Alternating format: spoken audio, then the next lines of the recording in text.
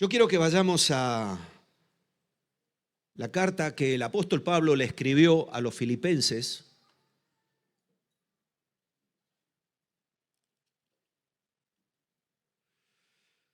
Porque vamos a estar leyendo ahí un texto que tiene que ver mucho con todo lo que llevamos escuchando durante todas estas últimas semanas. En este tiempo en el que estamos recibiendo de parte del Señor la importancia que conlleva el salir y el mantenerse victorioso en las diferentes situaciones. Esto es algo que lo tenemos que matizar y lo seguimos matizando continuamente, porque hablar desde la perspectiva cristiana de ser victorioso, insisto, no es que te vaya bien todas las cosas. No es que todo sea perfecto, porque eso no va a suceder nunca. Siempre habrá algo que tengamos que mejorar, algo que nos esté a lo mejor obstruyendo en nuestro camino, algo que nos esté estorbando. Siempre estamos en un constante transitar por esta vida, pero entendíamos que ser victorioso era realmente poder cumplir con aquello que Dios nos ha pedido. Nosotros hoy podríamos decir, por poner un ejemplo, que nuestro hermano Daniel es victorioso porque llegó a lo que Dios le había pedido, llegar hasta la meta. Él está en victoria y nosotros tenemos que caminar hacia ello, y mientras vamos transitando se presentan muchas situaciones en la vida que nos condicionan, que nos oprimen, que nos molestan, que nos estorban. Y siempre insisto en esto porque por allí hay muchos o algunos que hacen ver que la vida cristiana es una vida exenta de problemas, exenta de presiones, exenta de dificultades.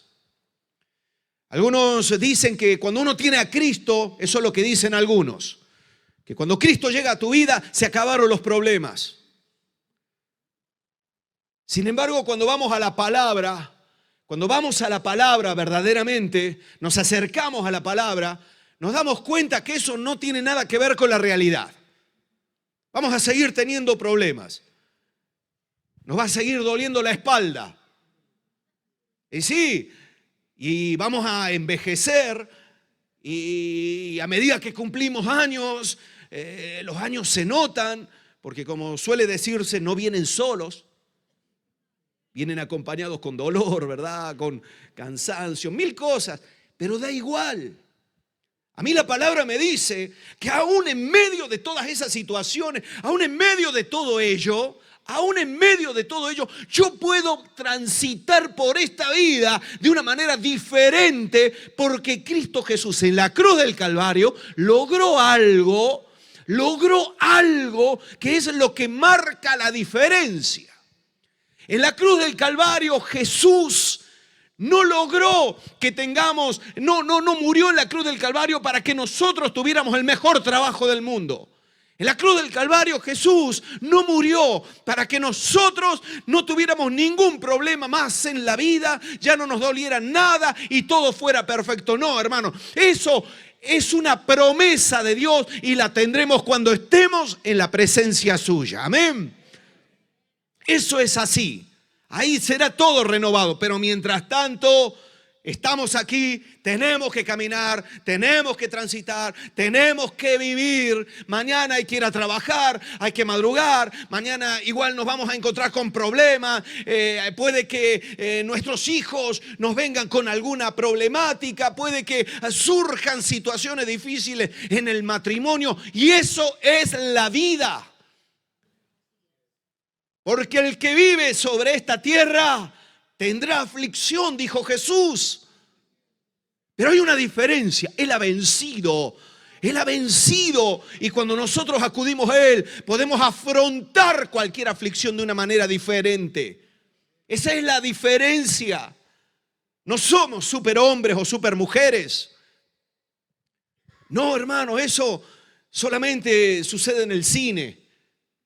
Esas películas donde da igual, el protagonista puede estar rodeado de 50.000 disparándole, le disparan una lluvia de balas, millones de balas y ni lo rozan. Yo digo, pues a mí no sé, me tiran una piedra y me dan justo en la cabeza. Pero le tiran balas por todos lados y no les pasa nada. Y luego cogen una pistolita así, hace pin y caen 3. Y yo digo, eso es de las películas. Porque la vida real a que no es así.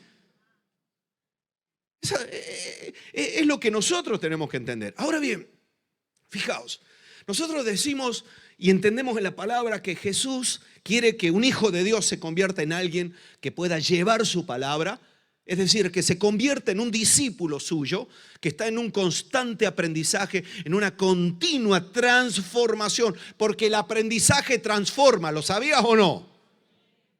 ¿Alguna vez hemos escuchado, y no sé, igual tú también lo has escuchado, ves a un niño que a lo mejor tú le vas a saludar y en lugar de saludarte te pega una patada? ¿Y qué es lo primero que pensamos? Qué mal educado. Es decir, no le han dado la educación necesaria para que transforme su conducta. Porque el aprendizaje transforma, si no, no es aprendizaje. Si la palabra no te transforma, no has aprendido la palabra. No, pero yo vengo a los cultos, da igual. La palabra tiene ese propósito, es transformarnos para que nosotros seamos capaces de ser victoriosos, es decir, de cumplir el propósito por el cual Jesús nos ha salvado. Y Jesús nos ha salvado para mostrar su gloria, para mostrar y demostrar que cuando nosotros estamos con Él, hay una diferencia. Ya no asumimos la vida como lo asumíamos antes, en desesperación, en angustia, sino que hay una diferencia, porque Dios está con nosotros. Pero también podemos compartir, y eso es lo que Él quiere, que compartamos con otros esta realidad. Porque hoy en día hay muchos que están angustiados como tú estabas angustiado antes de conocer a Cristo. Lo que pasa es que nos olvidamos rápido. Nos olvidamos de dónde Dios nos ha sacado.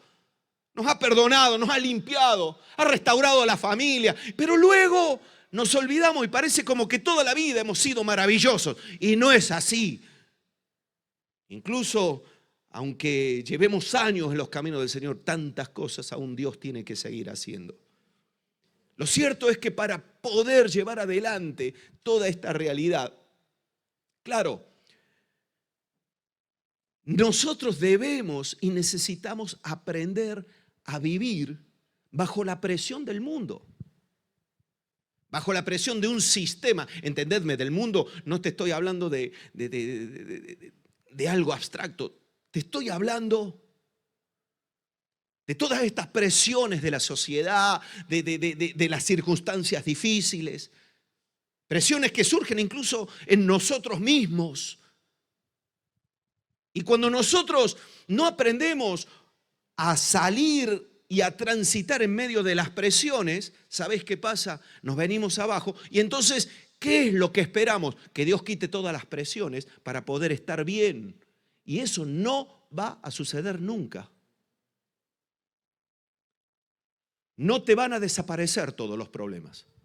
Pero lo que sí Dios nos da a través de su palabra es la capacidad para vivir bajo presión. Es decir, para salir victorioso, para tener victoria bajo la presión de este mundo, bajo la presión de las circunstancias. Eso es lo que a mí me enseña la palabra. Por eso aprender a vivir esa realidad a nosotros nos garantiza que podamos llegar hasta el final del camino. Porque yo no sé lo que va a pasar el mes que viene o dentro de 2 años. Yo no sé si nos van a traer una mala noticia, a lo mejor de una enfermedad, o no sé, no lo sé, no sé lo que puede llegar a pasar. Yo lo único que sé es que toda presión que pueda ejercer las situaciones y las dificultades de la vida, nosotros no necesariamente tenemos que ceder, sino que podemos superarla, podemos vencerla. Por eso la palabra nos habla de eso. Y un discípulo de Jesús es alguien, esto métetelo en la cabeza, un discípulo de Jesús es alguien no solamente que comparte la palabra, que quiere aprender, sino es alguien que también aprende a vivir bajo presión. Aprende a tener victoria bajo presión. Cuando todo el mundo está encima tuyo, en lugar de hundirte, tienes la capacidad de poder sobreponerte. Y de eso es de lo que se trata, el tema de lo que yo hoy os quiero hablar. Por eso, el título de este sermón es Victoria. Victoria bajo presión. Y para ello os he llevado aquí a Filipenses capítulo 4. Alguna vez lo he explicado, pero si no has estado, lo vuelvo a repetir. Esta carta tiene un tema central. El tema central de la carta del apóstol Pablo a los filipenses es el gozo.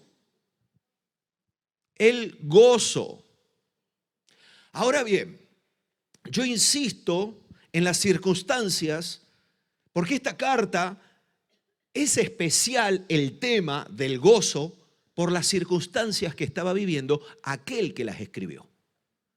Aquel que escribió esta carta, el apóstol Pablo, inspirado por el Espíritu Santo, un verdadero discípulo de Jesús, este hombre estaba en la cárcel.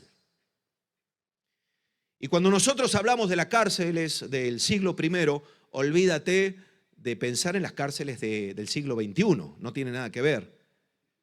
Hay algunos que en la cárcel, yo lo digo porque yo estuve durante muchos años visitando a los presos, predicándoles la palabra en la cárcel de Zaragoza, una cárcel de máxima seguridad.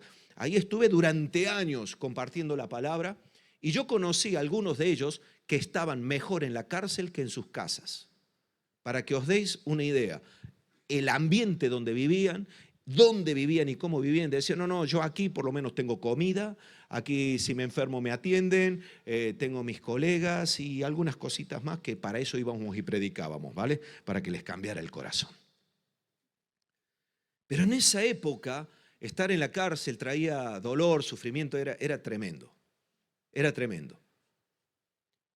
Había una vejación total, no había derechos, perdías todos los derechos por estar allí, porque si estabas en la cárcel es porque algo habías hecho, te merecías todo castigo. ¿Qué era lo que había hecho el apóstol Pablo? Predicar el evangelio. Como no encajó en el corazón y en el sentir de lo que en ese momento se consideraba como correcto, dicen, ahí, preso. Ahí estaba el apóstol Pablo preso, escribiéndole a los filipenses. Y es tremendo lo que les escribe, porque cuando tú lees esta carta, parece que lo está escribiendo una persona que vive, no sé, que lo ha escrito desde su mansión en Miami, al lado de la piscina, en la hamaca con un refresquito. Porque fíjate lo que dice en el versículo 4. Regocijaos en el Señor siempre.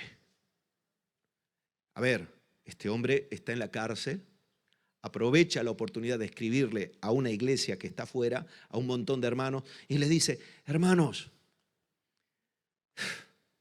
regocijaos en el Señor siempre. Otra vez os digo, regocijaos. Vuestra gentileza sea conocida de todos los hombres. El Señor está cerca. Y añade, por nada estéis afanosos, sino, en lugar de entrar en afán, que sean conocidas vuestras peticiones delante de Dios en toda oración y ruego, con acción de gracias, y la paz de Dios, tremendo esto, que sobrepasa todo entendimiento, guardará vuestros corazones y vuestros ¿qué? Pensamientos en Cristo Jesús. El consejo que está dando el apóstol Pablo a estos hermanos es un consejo de alguien que había aprendido a vivir en victoria bajo la presión que le tocó vivir. No hay un solo escrito en el que el apóstol Pablo estuviera quejándose, aunque tenía todo el derecho de quejarse. Él llegó en momento determinado a decir, mira, todos me han abandonado cuando él estaba siendo juzgado. Todos aquellos que decían, hermano, pastor, misionero, apóstol, no te preocupes, estamos contigo, donde lo que haga falta, aquí estamos. Bueno, cuando llegó el momento difícil lo dejaron solo. Pero ¿sabes qué decía él? Pero Cristo no me ha abandonado. Y este hombre llega a este momento y da básicamente dos consejos para poder vivir bajo la presión de este mundo. El primero de ellos tiene que ver con la capacidad de regocijarnos. Es decir, cuando nosotros queremos mantenernos en victoria en medio de la presión, tienes que aprender a regocijarte en el Señor siempre. Tienes y tenemos que aprender a regocijarnos. El regocijo, hermanos, es una alegría intensa en el corazón. Una alegría intensa. No es, bueno, aquí estoy tirando. No, no, no. No, eso no es el regocijo. No es vivir con una angustia permanente que se transforma en un hábito y también se transmite a los que están a nuestro lado. Y dice aquí, claro, el apóstol dice, regocijaos, regocijaos. Lo primero que nosotros tenemos que aprender es a regocijarnos. Pero claro, con dos condiciones. En el Señor siempre. Y eso es lo que tú te tienes que preguntar. ¿Siempre tienes la capacidad de regocijarte? ¿O cada vez que recibes una mala noticia, cada vez que recibes algo que no lo tenías previsto, pierdes el gozo rápidamente? Te abrumas. Porque si eso es así, tenemos que entonces que aprender a regocijarnos. Y claro, la pregunta del millón, ¿y cómo se logra esto, pastor? Yo también me la he hecho. Señor, ¿y cómo me regocijo siempre? Si cuando yo estoy me vienen los problemas y me piden y me demandan y entra un estrés, ¿no? ¿No te ha pasado que no sabes qué hacer? Te entra esa angustia, un nudo en el estómago y dices, ¿y ahora qué hago? ¿Cómo respondo? Esto se me escapa de las manos, no llego, pero me dice la palabra que me tengo que regocijar. Me llegan los problemas, hermano, nada, que te quedas sin trabajo. No es una noticia para andar haciendo fiesta, ¿o no? Hermanos, os invito a todas mis fiestas de despedida. De despedida del trabajo, a que no encaja. Uno dice, le falta algo a este. Siempre hacemos fiesta por motivos alegres, pero a mí la palabra me está diciendo, regocíjate siempre. Es decir, cuando vienen los malos momentos, te tienes que regocijar. Cuando vienen las situaciones difíciles, te tienes que regocijar. Y ahí es donde entra la pregunta, ¿cómo se logra esto? Para lograrlo hay que responder dos preguntas. La primera de ellas, ¿qué motivos tenemos nosotros para gozarnos y regocijarnos siempre? Es decir, si nosotros decimos que el regocijo tiene que ser el resultado de algo, cuando a mí la palabra me dice regocíjate en el Señor siempre, y cuando me vienen los problemas, yo me tengo que preguntar, ¿tengo motivos yo, a pesar de todos estos problemas, para regocijarme en Cristo siempre? Pues sí. ¿Por qué? Porque los motivos son todo aquello que Dios nos ha dado y que nadie nos puede arrebatar. Nadie te lo puede quitar. Nadie nos puede arrancar lo que Cristo Jesús nos ha dado. Y cuando tú eres consciente de ese privilegio, de esa bendición, ¿sabes qué pasa? Da igual lo que venga, tú sabes que hay cosas que las has recibido, que son el fundamento de tu vida y que nunca las vas a perder porque Cristo te las dio. Como por ejemplo la salvación. Te acercaste y nos acercamos rotos, deshechos, cargados de pecado. Le pedimos perdón a Jesús, Él nos perdonó y dice, ahora vas a ser mi hijo, te he adoptado en mi familia. Y Él nos introduce en su familia. Y entonces nosotros tenemos ese gozo de sentirnos salvos. Pero ¿qué es lo que pasa en muchos? Que cuando llegan los problemas, las circunstancias difíciles, pierden de vista lo que tienen. Y cuando nosotros perdemos de vista lo que tenemos, entiéndeme, que viene de Dios. Por eso dice, regocíjate en el Señor. Siempre. Es Dios quien a nosotros nos da motivos para regocijarnos siempre. El apóstol Pablo podía estar en la cárcel, podía estar encadenado, podía estar pasando hambre, frío, necesidad, desesperación, podía estar como fuera. Pero él decía, hermanos, ¿qué es esta leve y momentánea tribulación, peso de tribulación que me ha tocado? Para mí el vivir es Cristo y el morir es ganancia. ¿No se dan cuenta esto que cuando me maten yo me voy con Cristo, que es muchísimo mejor que quedarme aquí para aguantaros a vosotros? Bueno, no lo dice, pero es muchísimo mejor. Porque su esperanza, él estaba encadenado y él mismo dice, mirad hermanos, a mí me han encadenado, lo que sea, pero la palabra no está presa. La palabra no está encadenada. Cuando nosotros somos conscientes de lo que Dios nos ha dado, nosotros decimos, vale, y bien, ¿y qué es lo que puede pasar? Me quedo sin trabajo, ya Dios me ayudará y tendremos otro y sacaremos adelante lo que sea. Y si no, bueno, ya tendré que pasar por lo que tenga que pasar. Pero hermanos, esto no me va a quitar la posibilidad de llegar al final del camino. Pero es que eso es una cuestión de mentalidad. La presencia del Espíritu Santo. Él, desde el momento que tú le aceptas como Señor y Salvador, viene y mora en nosotros. Pero cuando el Espíritu Santo está en nosotros, ¿quién te lo puede quitar?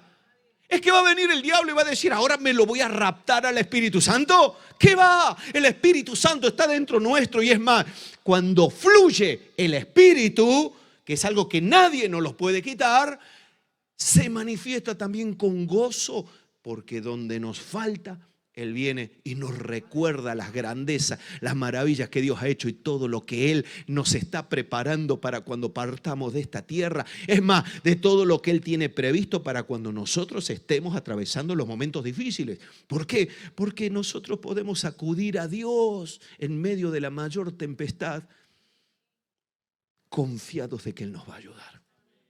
Por eso la pregunta, ¿qué tengo yo? ¿Qué tengo yo para poder gozarme continuamente? Y bueno, tengo lo que Dios me ha dado. Dios me ha dado salvación. Yo no sé si tú le das gracias a Dios todos los días por la salvación, porque estabas perdido, porque te ibas al infierno. Nos íbamos al infierno. Y vino Cristo y sin merecerlo nos salvó. Entregó su vida por ti. ¿Cuánto te costó tu salvación? Que algunos hoy están, ay, es que esto de las misiones, ay, pero ¿cuánto vale tu vida? ¿Cuánto cuesta tu matrimonio, la bendición de la salvación? Somos deudores para con Cristo, hermanos, siempre. Y Él por gracia y misericordia nos ha dado.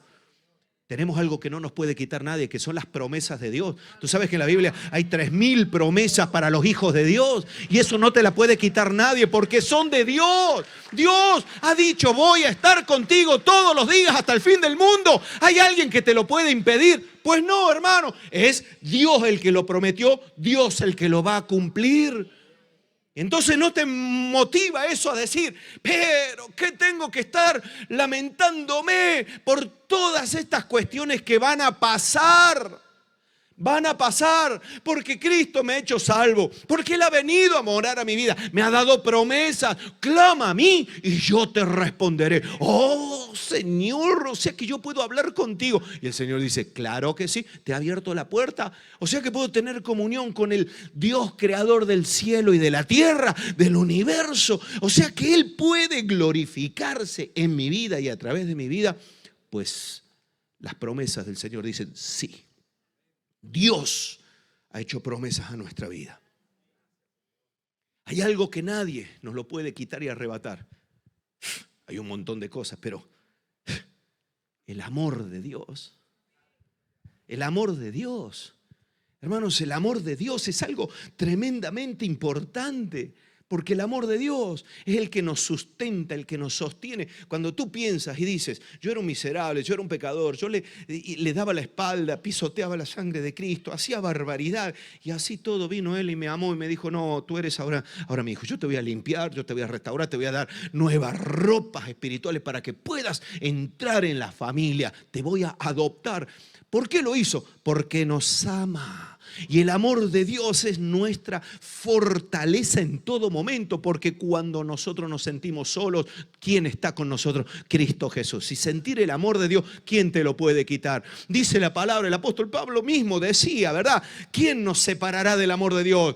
Hambre, desnudez, muerte, necesidad, persecución, ni lo presente, ni lo porvenir, ni ninguna cosa creada podrá separarnos del amor de Dios que es en Cristo Jesús, Señor nuestro. Y entonces dice, no es una locura regocijarse siempre. El problema del regocijo está en que no tenemos o no encontramos los motivos para regocijarnos. Y cuando le damos más valor a otras cosas que a las que Dios nos dio, entonces olvídate, serás de los que necesitan que todo te vaya bien en la vida para sentirte bien. Y eso, yo te lo anticipo, no va a suceder nunca. Habrá momentos difíciles, pero son esos momentos donde nosotros tenemos que recordar lo que Él nos dio. Gloria a Dios. Lo que Él nos dio, viendo sus promesas, viendo su amor, la salvación. Eso es lo que Él nos ha dado y eso no te lo puede quitar nadie. Ahora bien, es cierto que nadie te lo puede quitar. Por eso es importante, la primera pregunta era, vale, ¿qué motivos tengo yo para gozarme? Todo lo que Dios me dio y nadie me lo puede quitar. Pero también, ¿qué tengo que hacer? Es la segunda pregunta, para que todo esto sea una realidad. Porque Dios nos ha dado todo esto y demás. Sí, ya más o menos lo he comentado, pero claro, es cierto, Dios nos ha dado, nadie nos lo puede quitar, sí, pero nosotros, si no nos cuidamos, lo podemos perder. Y ahí es donde está el problema en algunos casos. Por eso dice que nuestro regocijo es en el Señor. Es decir, cuando yo hablo de la salvación, Dios me la ha dado por gracia y misericordia. Pero yo voluntariamente puedo apartarme de esa gracia y misericordia de Dios si yo insisto en volver a donde Cristo Jesús me sacó. Si yo estoy hablando de precisamente la presencia del Espíritu Santo, yo puedo contristar al Espíritu Santo cuando yo empiezo a hacer cosas y a dejar que mi vida sea condicionada por cuestiones que no tienen nada que ver con el Espíritu Santo. Por eso yo puedo perder todo eso y en definitiva, claro, ¿qué motivo tengo para gozarme? Todo lo que Dios me dio. ¿Pero qué tengo que hacer? Cuidar lo que Dios me dio. Porque esto no es una cuestión de decir, ay, soy salvo, soy salvo. No, esta es una cuestión de decir, soy salvo, caminaré como tal, andaré como, viviré como tal, pensaré como tal, y en lo que no pueda, para eso tengo el Espíritu de Dios que me va a ayudar y me va a transformar mi mentalidad, mi cabeza, llevar a mis pensamientos cautivos a la obediencia de Cristo, me dice la palabra. Él es el que me va a ayudar en todo momento, pero yo tengo que poner de mi parte y esa es la parte donde fallamos. Fallamos todos, porque lo que Dios hace es perfecto, pero lo que nosotros hacemos no. Y entonces decimos, ay, la salvación, pero algunos ya han perdido de vista la salvación. Y fíjate, no es raro. El rey David llegó un momento en el que por causa del pecado suyo, él oró a Dios diciendo, Señor, devuélveme el gozo de la salvación. Se sentía alejado de Dios porque había permitido. Y entiéndeme, cuando nosotros hablamos de pecado no es todo lo malo que hacemos, sino lo bueno que no hacemos. Eso también es pecado. Porque dice la palabra que aquel que sabiendo hacer lo bueno no lo hace, le es contado por pecado. Es decir, si tú sabiendo que tienes que orar no oras, ¿qué quieres que haga Dios?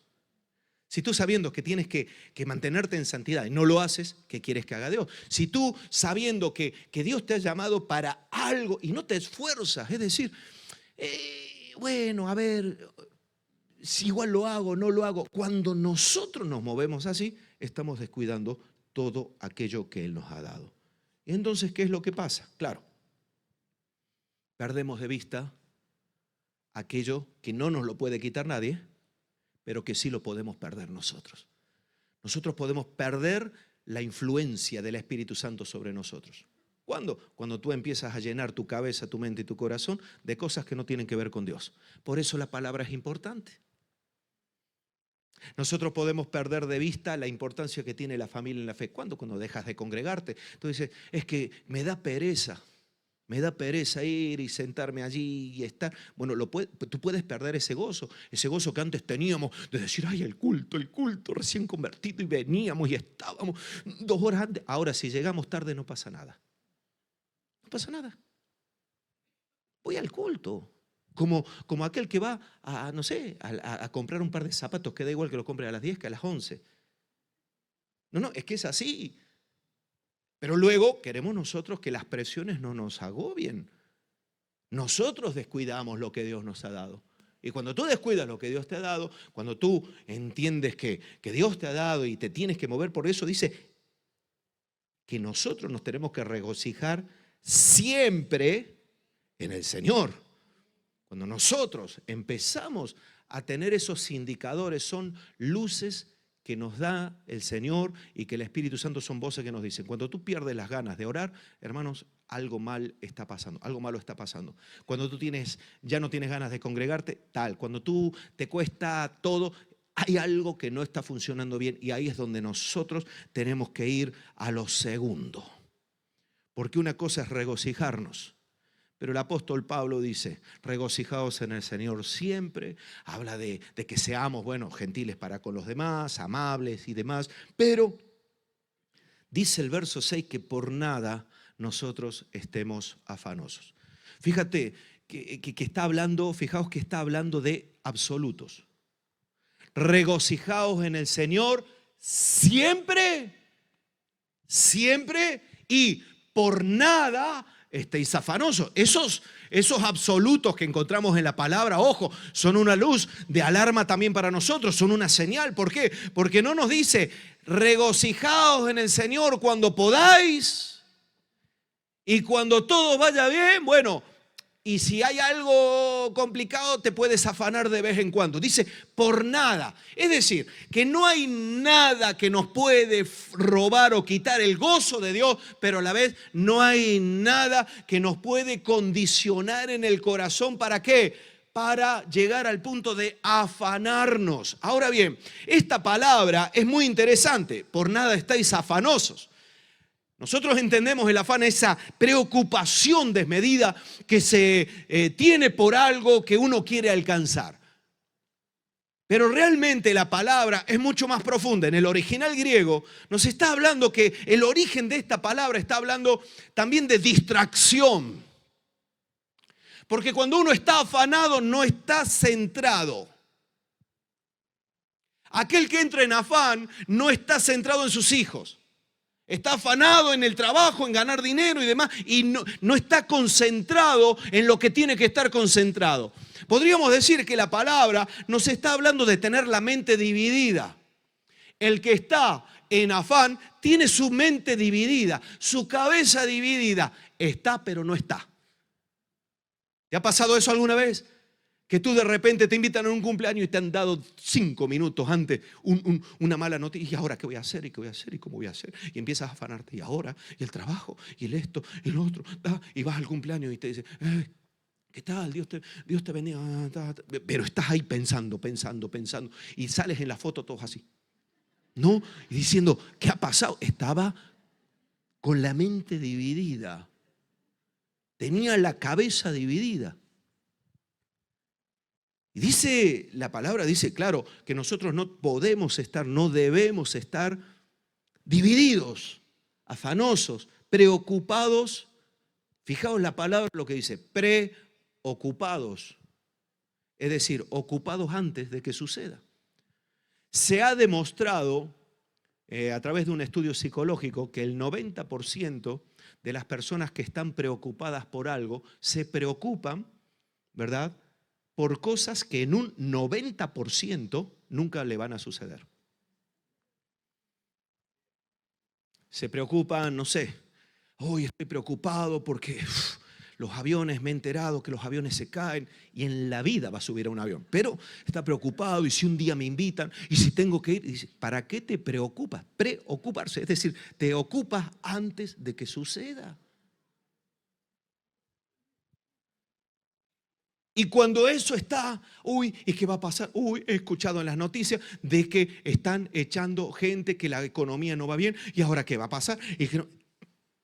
Y lleva 5 años jubilado, pero él piensa y dice, pero ¿por qué te estás ocupando de algo que en ese momento no está sucediendo? Entonces eso trae afán. Nuestra mente está dividida. Y el Señor da la respuesta y la solución para que eso no suceda. Dice, vosotros por nada estáis afanosos, sino, es decir, en lugar de estar afanosos, tenéis que hacer algo. Sean conocidas vuestras peticiones delante de Dios en toda oración y ruego, con acción de gracias, y la paz de Dios, que sobrepasa todo entendimiento, guardará vuestros corazones y vuestros pensamientos en Cristo Jesús. Lo que les está diciendo el apóstol es que tenéis que aprender a confiar. Es decir, una cosa es regocijarse, pero también el regocijo tiene que ir de la mano con la confianza que nosotros tenemos en Dios. ¿Cuándo se manifiesta realmente nuestra confianza en Dios? Cuando nosotros esperamos de Dios lo que Él ha prometido. Cuando tú no esperas algo de Dios es porque te ha faltado la confianza. Es lo que pasa con personas. Yo he escuchado a veces esto. No, yo ya no espero nada de él. Yo ya no espero nada de ella. Me ha fallado tanto que ya no espero nada. Que si viene, viene. Y bien, me alegraré. Pero ya no espero nada. Bueno, algunos llevan ese pensamiento a Dios. Y la palabra nos está diciendo, mira, no puedes estar tú con tu mente dividida por las preocupaciones, por los anhelos, por los problemas que tiene y demás, sino que en lugar de afanarte y de preocuparte, lo que tienes que hacer es confiar, y el estado máximo, la acción máxima de la confianza de un hijo de Dios se manifiesta en la oración. Por eso le dice, en lugar de estar angustiado por la mala noticia que te han dado, ¿por qué no coges esa mala noticia y se las das a conocer a Dios? Dios lo sabe todo, pero cuando nosotros lo hacemos es un efecto terapéutico.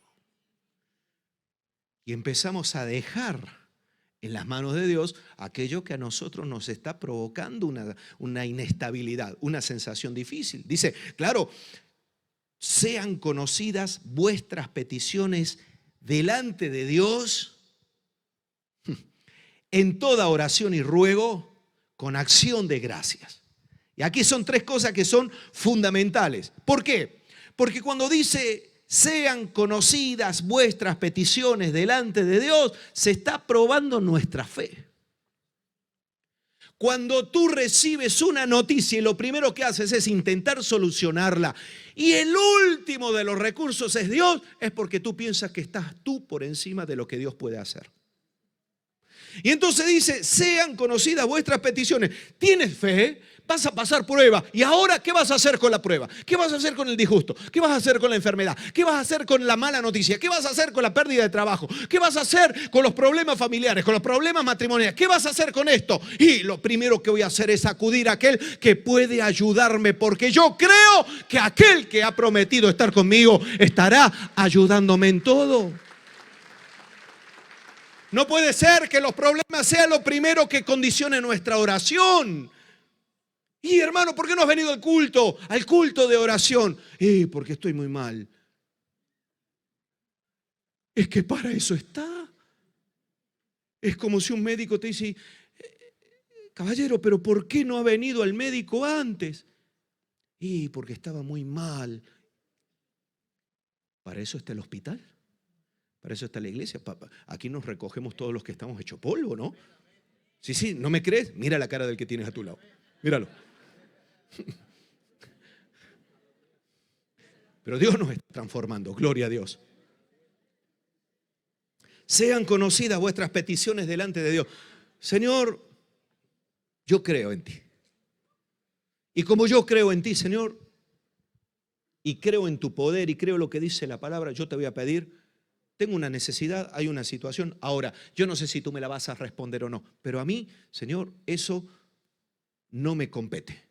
A mí lo que me compete es acercarme a ti y llevarte toda mi carga, como cuando Jesús les enseñó a la gente que estaban afanados, que estaban preocupados por qué iban a comer, Y Jesús llega un momento y le dice, venid a mí los que estáis trabajados y cargados, y yo os haré descansar. No andéis en esta situación, acudid a mí. Y claro, cuando nosotros acudimos, tenemos que acudir con fe, porque si no acudes con fe, no sirve de nada. Es como esa multitud que rodeaba a Jesús y solamente una mujer que se acercó con fe recibió sanidad. Estaba enferma de flujo de sangre, de una gran hemorragia. Y Jesús dijo, algo pasó, he sentido que ha salido poder de mí. ¿Por qué sintió eso? Porque esa mujer se acercó sabiendo que Jesús le podía ayudar. Entonces no vamos a Jesús a ver si cae la ficha, como suelen decir por allí. Esto no es una ruleta, hermanos. A ver si toca mi número, a ver si toca mi número. Este no es el estanque de Betesda, donde un ángel bajaba una vez al año, el primero que entraba era sano. Jesús está constantemente para atendernos, para ayudarnos, para bendecirnos. Él escucha nuestras peticiones, pero tienen que salir de nuestra boca. ¿De qué sirve que estés angustiado si no vas a aquel que te puede ayudar? Dice, en toda oración y ruego. Está hablando de propósito, porque cuando nosotros tenemos fe para acercarnos a Dios, tenemos que saber para qué nos acercamos. ¿No te has preguntado alguna vez por qué Jesús, cuando se acercaba a alguien a él, por poner un ejemplo, Bartimeo el ciego, se acercaba a Bartimeo el ciego y Jesús le preguntaba, ¿qué quieres que te haga? Pero vamos a ver, si él era el Hijo de Dios, sabía todo, ¿por qué le preguntaba? Porque cuando nos acercamos a Jesús tenemos que tener claro el propósito por el cual nos acercamos. Y entonces cuando nosotros oramos y rogamos a Dios en toda oración y ruego, es una actitud que hay en nuestro corazón porque tenemos un propósito. El propósito es que Dios intervenga, que Dios cambie, que Dios me ayude, porque a lo mejor lo que me está pasando no lo va a cambiar ahí en el momento, lo va a cambiar más adelante, no lo sé. Yo lo único que sé es que yo puedo creer muchísimo en Dios, pero me voy a acercar a Él porque creo en sus promesas, pero me acerco con propósito. Yo voy a orar a Dios, voy a rogar, le voy a decir, Señor, yo te pido que obre, te lo ruego, Padre. Yo sé que tú eres poderoso. Es más, no es, ay, bueno, si a ti te parece bien. ¿Cómo si te parece bien? Si tú me has dicho que te parece bien que yo vaya a ti te pida, porque fue Jesús el que nos enseñó, pedid y se os dará, ¿o no? ¿Fue Jesús o no? Y entonces cuando nosotros vamos con esa certeza y tenemos un propósito claro, entonces oramos, rogamos, porque sabemos, no estamos ahí mendigando. Es diferente, el ruego no es mendigar. Algunos, ay, por favor, a ver si puede ser. Ay, por favor, Diosito, ay, Diosito mío, ay, Diosito bueno, ay, ayúdame, ay, porque a lo mejor, por favor, ayúdame. A ver, chico, ¿qué quieres que te diga? Si no crees lo que Dios puede hacer, ¿para qué te acercas? Y si no tienes claro qué le vas a pedir a Dios, ¿tú te imaginas a Bartimeo? Ay, es que me has hecho una pregunta que, a ver, déjame pensar, que claro, yo podría pedir que me sanes la ceguera, pero claro, es que a lo mejor me viene mejor que me des 1 milloncito de euros. Es que Bartimeo tenía claro, dijo, yo quiero recobrar la vista. ¿Y qué fue lo que le dijo? Conforme tu fe sea hecho. Él se acercó a Jesús sabiendo que Jesús se lo podía dar, pero cuando le preguntó, ¿para qué vienes hasta aquí? ¿Para qué has venido hasta aquí? ¿Para qué estás aquí horas y horas y horas y horas? ¿Para lamentarte y angustiarte por lo mal que te va la vida? Pues entonces seguirás así. Pero cuando tú te acercas a Dios diciendo, Señor, yo tengo claro que yo necesito salir de esta situación. Yo quiero y te pido ayuda. Y entonces dice, con acción de gracias. Esto es tremendo, con gratitud. ¿Por qué? Porque en medio en medio de las dificultades, cuando hay gratitud en nuestro corazón, ¿sabéis qué significa? Que tenemos esperanza. Sabemos que lo que le estamos pidiendo a Dios, no sabemos cómo lo va a contestar, ni cuándo, ni de qué manera, pero sabemos que Dios no nos va a dejar hundido, porque aquel que se acerca a Él no termina avergonzado nunca. Él es bueno, verdaderamente bueno. Y entonces, Señor, estoy en lucha, aquí estoy, pero te doy gracias. Te doy gracias porque no me has dejado solo. Te doy gracias porque tengo las promesas. Te doy gracias porque puedo hablar contigo, Señor. Yo no quiero seguir aquí. Yo me acuerdo cuando estaba en el hospital ahí, en la UCI, ¿verdad? Cuando me tienen ahí, no me podía ni levantar. Y yo podría haber estado, ay. Y yo decía, Señor, gracias, porque por algo tú me tienes aquí. Señor, yo te doy gracias, porque me has librado de vaya a saber qué cosa. Yo me hubiera ido contigo, pero bueno, tendrás algún plan conmigo, ¿verdad? Y yo estoy dispuesto a cumplirlo, pero Señor, estoy aquí, te doy gracias porque le puedo hablar a la enfermera, le puedo hablar a los médicos, les puedo hablar a los que estén a mi lado. Un mes me pegué de campaña. Salvo los 8 días que estuve intubado, sedado y demás, el resto transmitiendo lo que Dios había. Y yo digo, Señor, gracias, porque este no es el final. No estoy derrotado, aunque esté en una cama, aunque esté con gotero, aunque no me dejen levantarme, aunque no tenga, ¿verdad?, muchas fuerzas y lo que fuera, yo no estoy derrotado, Señor. ¿Por qué? Porque si a mi cuerpo le pasa algo, yo me voy a tu presencia. ¿Entendéis cuál es la diferencia? Entonces, claro, nosotros vamos a Él con fe, con propósito y gratitud. Fe, propósito y gratitud. Con fe, con propósito y gratitud. Esa es la oración eficaz. ¿Y cuál es el resultado? La paz que viene de Dios. Y la paz de Dios, que sobrepasa todo entendimiento, no es una paz que se consigue por la lógica. Rompe toda la lógica. ¿Cómo podía ser que el apóstol Pablo tuviera paz en el corazón con lo que estaba viviendo?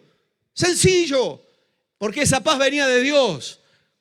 Y esa paz que sobrepasa, dice la palabra, todo entendimiento, guardará ¿qué cosa? El corazón, es decir, de donde emanan nuestras emociones, pero también nuestros pensamientos. Y cuando hablamos de paz, el significado más sencillo de la palabra paz es la ausencia de conflicto.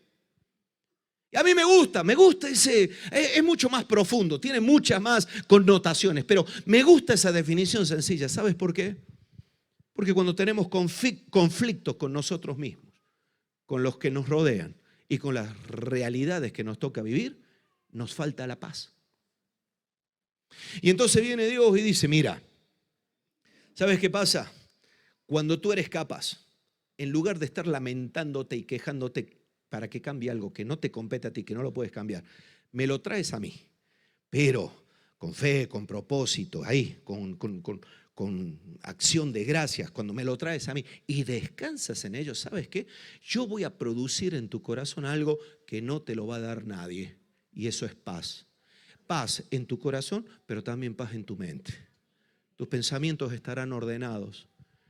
Decía el salmista, en paz me acostaré y asimismo dormiré. ¿Cuántos hay que no pueden dormir por la falta de paz? Y entonces, ¿por qué viene esa falta de paz? Porque hay conflictos, a veces con uno mismo. No se perdonan a sí mismos. Se sienten culpables por 1000 cosas. Le han pedido perdón a Dios, pero siguen arrastrando la culpa. Es más, esa culpa es como un látigo que los usan. ¿Para qué? Para flagelarse continuamente, como si eso les fuera a acercar más a Dios. Cuando nosotros vamos a Dios y le perdonamos, hay cosas que no las podemos cambiar, ya las hemos cometido. Han sido errores, podemos rectificar, podemos restituir, pero no podemos cambiar el dolor que le hicimos a alguien que a lo mejor nos quería y les tratamos mal. O a lo mejor no podemos nosotros evitar el dolor de las malas decisiones, pero sí podemos evitar ser esclavos de esas malas decisiones. Sí podemos evitar ser esclavos y condicionados por esas malas decisiones. Y ahí es donde viene la paz. Es decir, desaparece ese conflicto que nosotros tenemos con nosotros mismos. Un conflicto que a veces se transfiere a los demás. que andamos peleados con la gente, andamos peleados con los hijos, con la esposa, con el esposo, andamos peleados con todo el mundo, tenemos conflicto, no, ¿por qué? Porque las cosas no son como quisiéramos, pero en lugar de orar, nos lamentamos, nos afanamos, intentamos por nuestras fuerzas, le voy a hacer una comidita especial a ver si le gusta, y no es eso, no es ni la comidita especial, ni cómo le celebres el cumpleaños, ni a dónde le lleves de aniversario. ¿Sabes lo que necesita tu esposa? Un hombre íntegro, espiritual, que pelee espiritualmente por ella, que sea capaz de ser consecuente, que donde dice blanco es blanco y donde dice negro es negro, que no anda con medias tintas, que no anda dejándose llevar y arrastrar por las circunstancias de la vida, sino que tiene la capacidad de decir, yo estoy a tu lado porque Dios me puso para ayudarte y bendecirte. Y así con los hijos, y así en todo lo que nos toque vivir. Pero claro, cuando nosotros no, y decimos el conflicto, ay, me voy a separar, me voy a divorciar. ¿Tú te piensas que los matrimonios en el Señor no tienen problemas? Una de dos, o eres soltero o recién casado.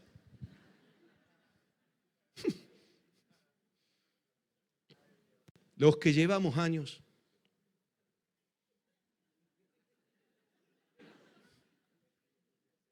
he aquí una santa, hermanos. Sí, vosotros decís, ¡ay, maravilloso el pastor! Sí. Menuda ayuda idónea que me ha dado Dios. Y claro que hay conflictos y demás.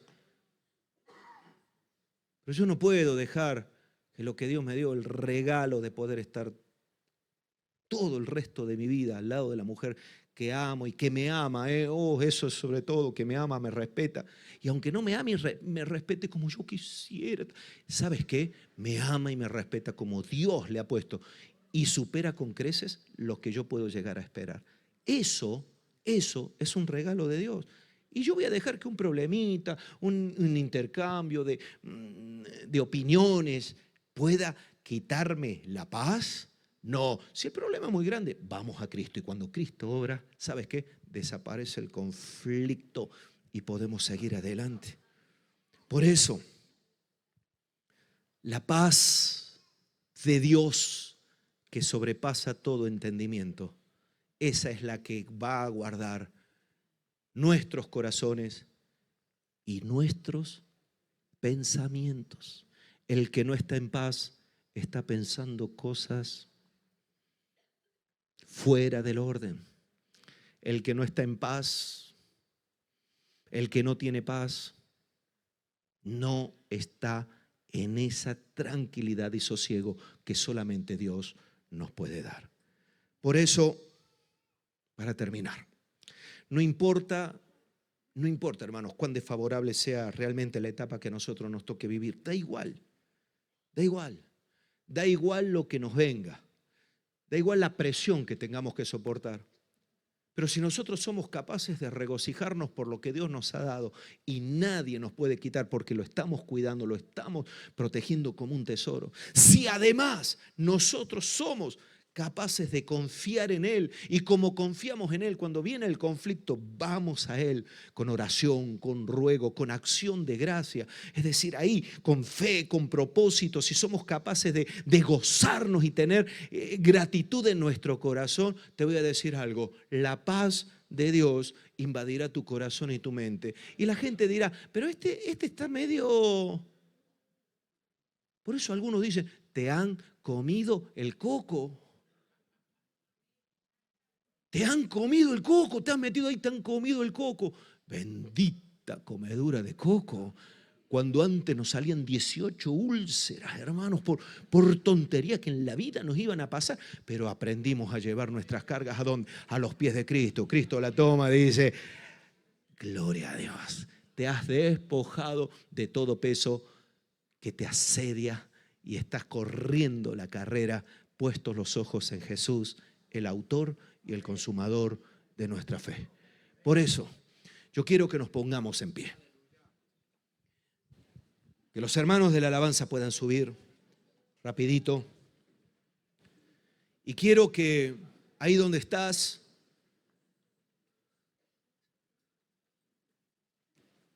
no te distraigas. porque yo quiero que terminemos orando.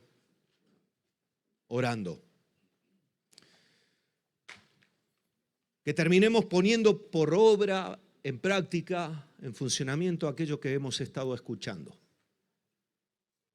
Porque a lo mejor tú estás hoy aquí aparentando que todo va maravillosamente bien y por dentro, como se suele decir, tienes una procesión. Puede que hayas perdido el gozo, puede que hayas perdido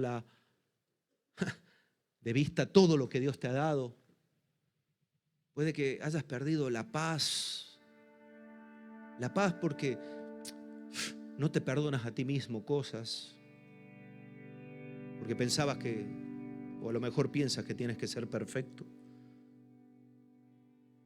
A lo mejor has perdido la paz porque no has solucionado un conflicto y ya es tarde, porque a lo mejor la persona con la que tenías el conflicto ya no está.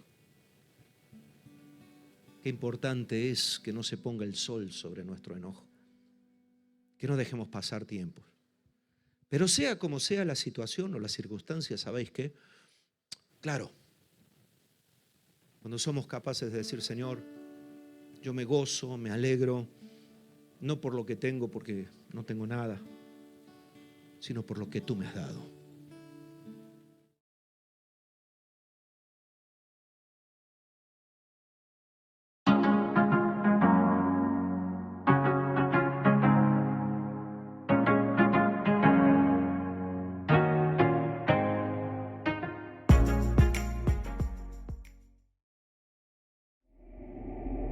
Jehová, tú eres mi Dios, te exaltaré, alabaré tu nombre porque has hecho maravillas.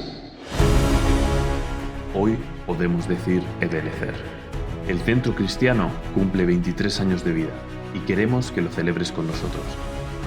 El sábado 19 de octubre a las 6:30 y el domingo 20 a las 11 de la mañana y 7 de la tarde tendrás la oportunidad de disfrutar de nuestro aniversario. Nos acompañará el pastor Julio Ortega y tendremos 2 días llenos de sorpresas y bendiciones. No puedes faltar. Te esperamos.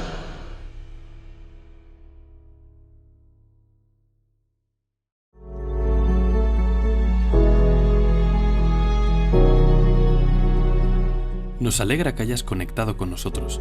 No olvides que si necesitas oración, hablar con alguien o algún tipo de ayuda, llámanos o envíanos un WhatsApp a los números que aparecen en pantalla.